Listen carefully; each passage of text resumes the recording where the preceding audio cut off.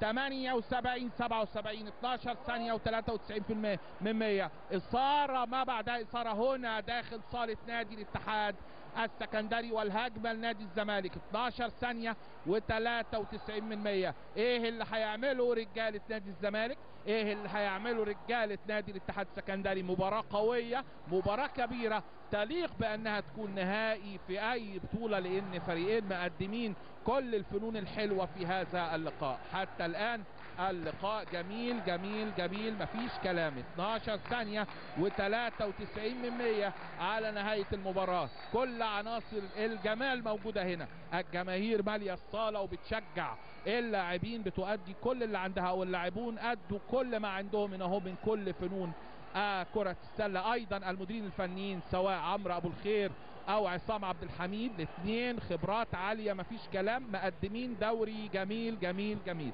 هي دي الاثارة، هي دي المتعة. هنستأنف معاكم اللقاء. هيستلم وائل بدر، نشوف اخر 12 ثانية و89%، ويستلم هيثم ويسلسل، وسلسلة زملكاوية مطلوبة. هل هيقطع الاتحاد ولا الزمالك هيستكمل وقته؟ وبتتلم الكرة، انما بيصفر على طول الكابتن عبد الوهاب العجمي، وخطأ تكتيكي بيعمله مهند الصباغ مع هيثم السعيد. هيثم السعيد وفاضل 5 ثواني و24 من 100. انا على ما اعتقد ان الخطأ ده كان لازم يتعامل مع بداية اللعبة من وجهة نظري الشخصية، لو كان نادي الاتحاد السكندري بيسعى لان هو يقتنص المباراة. انما نادي الزمالك حتى الان بخبراته الكبيرة واصل، او نقدر نقول انا من وجهة نظري الشخصية المباراة قربت من نادي الزمالك بشكل كبير جدا. وادي هيثم ويضيع الرمية الاولى، ضيع الرمية الاولى. ترى ايه اللي هيحصل لو سجل اللي جاية دي؟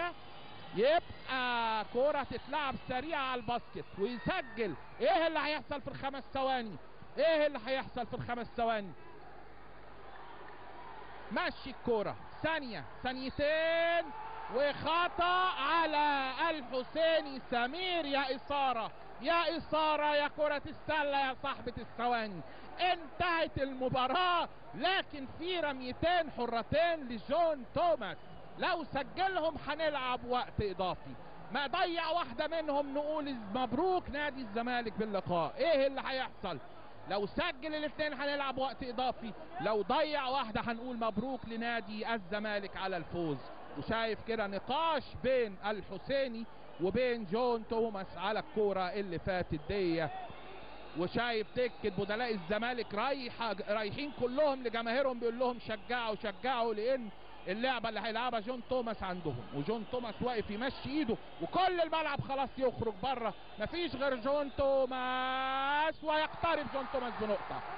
جون توماس يسجل نقطة 79 78.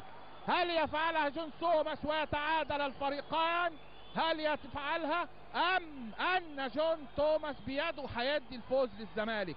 بيلعب جون توماس ويتعادل الفريقان. التعادل تعادل تعادل تعادل 79 79 79 79.